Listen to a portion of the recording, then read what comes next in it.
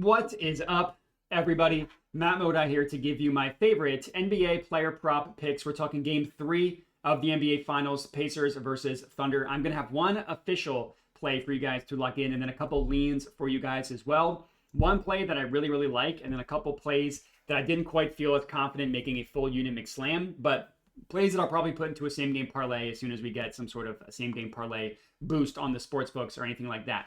But before we get into that, let's do a recap of game 2, which did not go our way. Now, I only had one play in game 2. I had SGA in his first quarter point prop. That did not come through. You know, he had 6 points with about 5 minutes left. I thought that he could get those last 2 buckets, get us to 10 points, cash this out for us, but that did not come through. I think he missed his final 3 shots in the first quarter. Now, game 1 went really well. We cashed out both of our plays in game 1. We went 2-0. That was great. The month of May has gone really well for the NBA playoffs. It did not go very well prior to that, so I am selectively telling you the month of May because the end of April was not good, but started consistently giving out plays in the conference finals, and I've been pretty good with that as well. We're up 5 units in that stretch. We're up about 8 units since the month of May, playing these really light, which I think has contributed to the success that we're having, and we'll continue that. So on the entire season, up about 32 units, up about 5.86% ROI, not amazing, but not terrible either. The first and only official play that I have is I took Pascal Siakam. Now, I took him 20 plus points. You can get that best offered at plus 105 odds at DraftKings. Now, technically, the main line for him on most books is 18.5, but you can get 20 plus at plus 105 at DraftKings, or you can use the sportsbook exchanges like ProphetX or NoVig, and you can get you can request better prices. So I tried to go fishing for plus 110 at ProphetX, but I would still take plus 105 at DraftKings, and that's what I will officially track it at as well. Now, in terms of the play, you're probably wondering, why do I like this play? He hasn't hit it in any of these games against the Thunder. The biggest thing here is the volume and the fact that he hasn't really shot well, but he has gotten to the line, and I think that's going to continue. You know, 6 free throws in game 1. 9 free throws in game 2. But look at those shooting splits. 1 of 4 from deep, 3 of 11 from the field, 1 of 2 from deep, so that's not bad. But 7 of 15 from the field, 6 of 13 from non-3-point range, which is generally where he's pretty good. Now, Siakam, he's been consistently able to get to his spots. You know, he kind of does the herky-jerky elbow stuff, shoots from the mid-range. He'll have games where he won't shoot well, where he'll go 5 of 12, he'll go 3 of 11.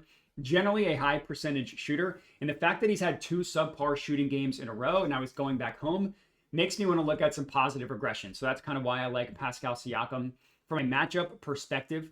You know, the spot up guys also have success against the Thunder. That's the way the Thunder play defense. But Siakam, I think, is going to have the most consistent volume, which is why I like him the best to hit his point prop. You know, you look at the matchup against the Thunder. We'll look at the regular season, and then we'll go to the playoffs. You know, the Thunder have a phenomenal defense. You know, they don't give up a lot in transition. So, okay, Siakam won't get those transition buckets. But a lot of the ways Siakam scores actually works out pretty well against the Thunder. 3rd most points per game via spot up. 10th most points per game via post up. 6th most points per game via free throws. That's in the regular season.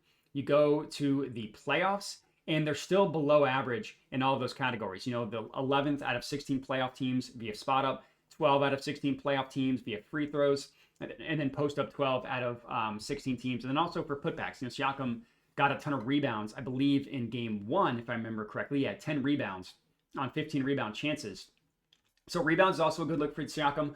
Honestly, his assists is a good look as well. So if you wanted to just not even bother and just take his PRA, I wouldn't blame you. I'm most confident in the points specifically, which is why I went with that. You know, he's been good in the playoffs. He's averaging about 20 points per game, a couple blow-up games against the Knicks, 30 points, 39 points, 30 points.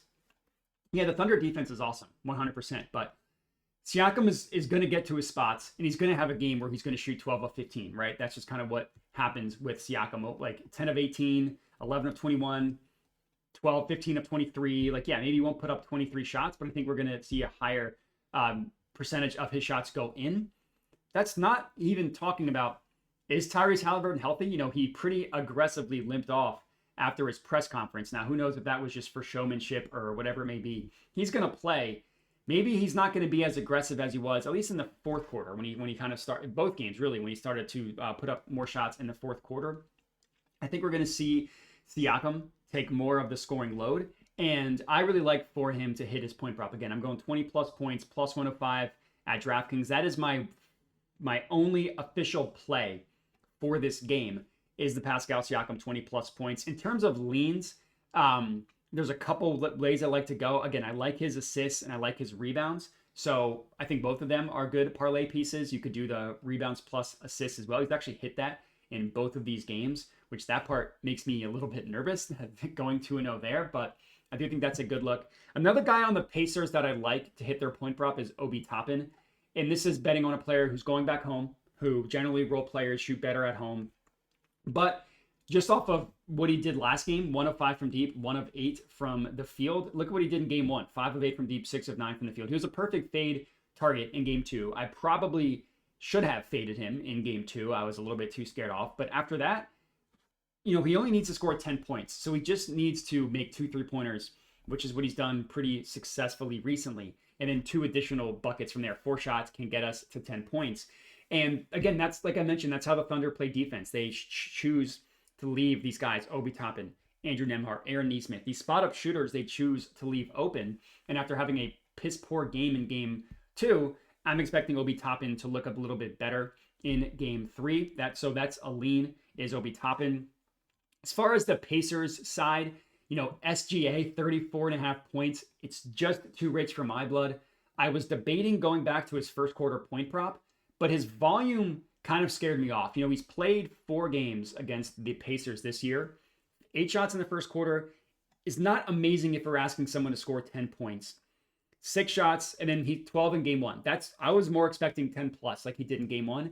And then game 2, only 5 shots in the first quarter. And the Pacers really tried to get the ball out of his hands. And to Shai's credit, he did a really good job just making the right play. He had 8 assists on 15 potential assists. It felt like in game 1, he was forcing it a little bit too much. He wanted to go for the kill shot. He wanted his finals moment.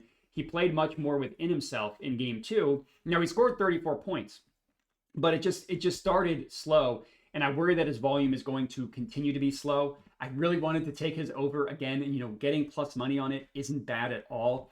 In terms of his full game, it's just too high. 34.5. I would honestly lean towards that under. I think it's going to be kind of similar where Shai's going to be happy to make the right play like he did in game 2. And yeah, that's going to be 30, not 38 points on 30 shots, but 34 points on 21 shots, 11 of 12 from the line. That is a lot more realistic.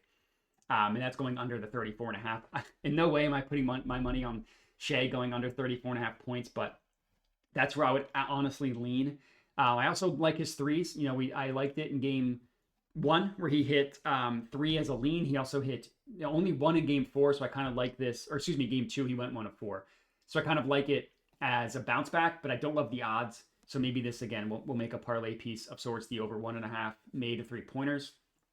And then other guys that I want to fade, Caruso just put up 20 points on 4 of 8 shooting, 6 of 11 from the field. Caruso's never really a guy that gets his own shot. He kind of just does it within the flow of the offense. But the books have this pretty well priced. If this went up to like 11.5, then yeah, I would take the under. 8.5, I'm a little too scared about that. Aaron Wiggins, kind of similar. 5 of 8 from the field, 6 of 11 from deep. But he's priced at 6.5. I think that's pretty adequately priced. If he was at 7.5, 8.5, I'd be more inclined to take his under. But at 6.5, I think that's a good line and a stay away. And then Dort is the one guy who's over I want to take. Dort is kind of like an every other player kind of guy.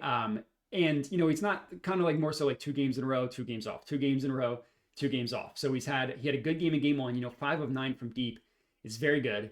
Perfect fade shot. Another one that I probably should have thought of. Perfect fade opportunity. Now I'm kind of looking for that to go the other way.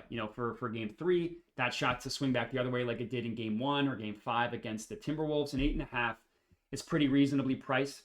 The Pacers, they have so much to worry about on defense. Lou Dort, if he wants to take 5 3-pointers, they're going to let him. And if he goes 5 of 9 from deep, so be it. But Lou Dort is going to continue shooting.